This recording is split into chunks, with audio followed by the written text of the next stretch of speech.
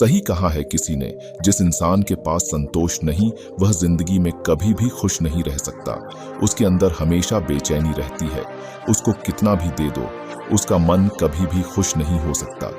बहुत समय पहले की बात है, गौतम बुद्ध के शिष्य थे।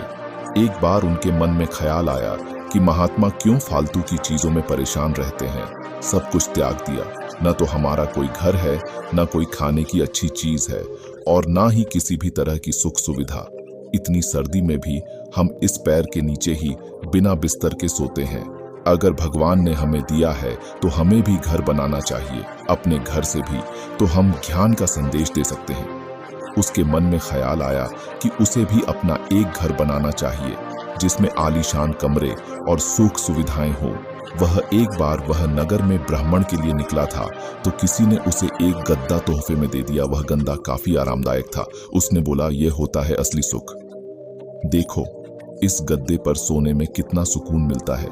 काश अगर एक कमरा भी ऐसे आरामदायक हो, फिर तो जिंदगी कुछ और ही बन जाए। लेकिन महात्मा है कि सुनते ही नहीं है। आखिर सब कुछ त्याग करके खुद को कष्ट पहुंचाना, ये कौन सा जीवन है।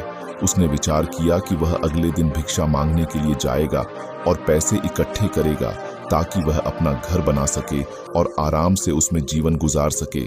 इसी इरादे से वह अनाज और धन इकट्ठा करने के लिए वह नगरी में निकल गए, जिसके लिए वह गांव-गांव की यात्रा शुरू करी और कई लोगों से मुलाकात करते करते और अपने इस आश्रम के बारे में बताया। इसी यात्रा के दौरान उनकी मुलाकात एक किसान से हुई। वह किसान बहुत गरीब था, लेकिन फिर भी काफी उदार दिल का था। उसने महात्मा से आग्रह किया कि आप बहुत थक गए हैं, आप आज रात्रि को मेरे घर पर विश्राम करें और भोजन ग्रहण करें तो आपकी बहुत अनुकंपा होगी। वह महात्मा मान गए। उसने उनका स्वागत किया और उनके आने का कारण पूछा। महात्मा ने उसे सारी बातें बताई। मैं बहुत दूर जंगल से आया हूं और मैं अपने लिए एक आश्रम बनाना चाहता हूं। किसी विचार से मैं इस नगर में भ्रमण पर निकला हूं कि अगर मुझे कुछ धन मिल जाए तो मेरा काम आसान हो जाए। उस किसान ने महात्मा की बात सुनी और बोला, आप निश्चिंत रहे, हमारे गांव में बहुत से उदार और धनी लोग हैं जो आपकी मदद जरूर करेंगे। उसने महात्मा को भोजन कराया और बोला, आप चिंता न करें, आप आज रात्रि को विश्राम करें, बाकी सुबह का कल देखेंगे। लेकिन उस किसान के घर में सिर्फ एक ही बिस्तर, एक ही चौकी थी और सोने का सिर्फ एक ही बंदोबस्त था। उसने महात्मा से आग्रह किया, आप मेरे बिस्तर पर सो जाइए, मैं नीचे जमीन पर सो जाऊंगा, मुझे कोई दिक्कत नहीं है। उसने एक पतली सी फर्श पर चादर बिछाई और फर्श पर लेट गया। थोड़ी ही देर में किसान जोर जोर से नाक बजाने लगा और गहरी नींद में सो गया। और यहाँ महात्मा को नींद नहीं आ रही थी। दरअसल उनकी पुरानी आश्रम में जो मोटा गद्दा था, जिसको किसी ने उनकी दान में दिया, महात्मा को उस गद्दे पर सोने की आदत थी। उस गद्दे में वह आराम से सोते थे। लेकिन आज किसान की चौकी पर कोई मोटा गद्दा न था, इसलिए उनको रात भर उन्हें नींद नहीं आई और रात भर बस की किसान को देखते हैं और सोचते रहे, क्या आखिर यह कैसे निश्चिंत हो कि अपने फर्श पर सिर्फ एक पतली चादर पर नींद में सो रहा है। सारी रात ऐसे ही बीत गई। अगले दिन सुबह हुई, किसान उठा और महात्मा का चरण स्पर्श किया और महात्मा से पूछा कि आपको कोई रात में दिक्कत तो नहीं हुई। महात्मा ने बोला, नहीं, मुझे कोई दिक्कत नहीं हुई, लेकिन मैं तुमसे एक बात पूछना चाहता, तुम बिना किसी बिस्तर के इस फर्श पर कैसे सो जाते हो? तुम्हें नींद कैसे आ गई? मैं तो यही देखकर हैरान हूँ।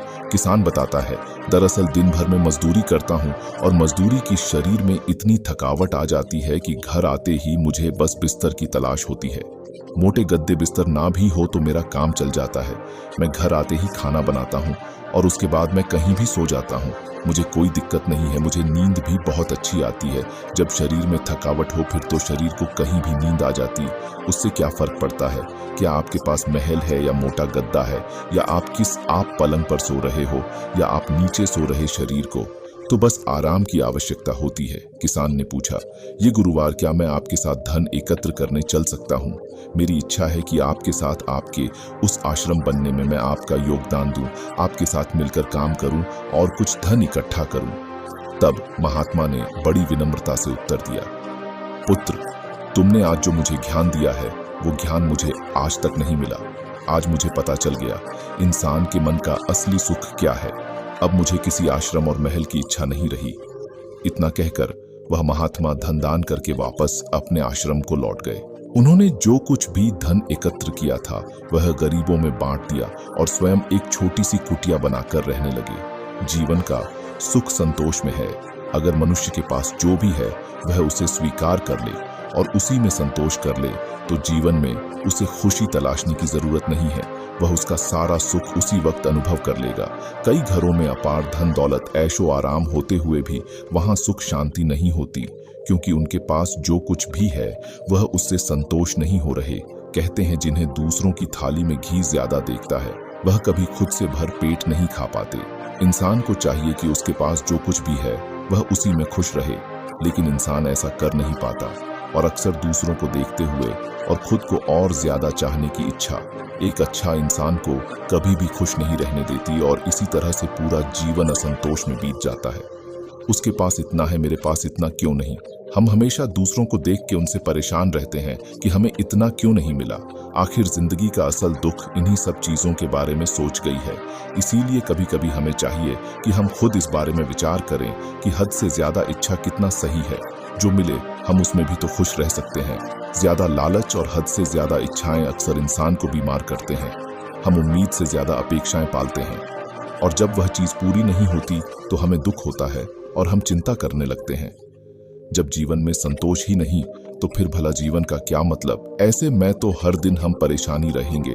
इसीलिए इस बात पर विचार करने की आवश्यकता है। हमेशा याद रखें, संतुष्टि ही जीवन का मूल मंत्र है। अगर इंसान में संतोष है तो कोई भी दुख उसे तोच नहीं सकते। जीवन का यही रहस्य है, जो मिले उसमें खुश रहना सीखो। बाकी अगर ये कहानी आपको अच्छी लगी हो तो इस वीडियो को लाइक करें और ऐसी और कहानी सुनने के लिए डे माइंडफुल बुद्धा चैनल को सब्सक्राइब करें। तब तक मिलते हैं हम आपसे ऐसी ही एक और प्रेरणादायक कहानी के साथ अगले दिन। धन्यवाद।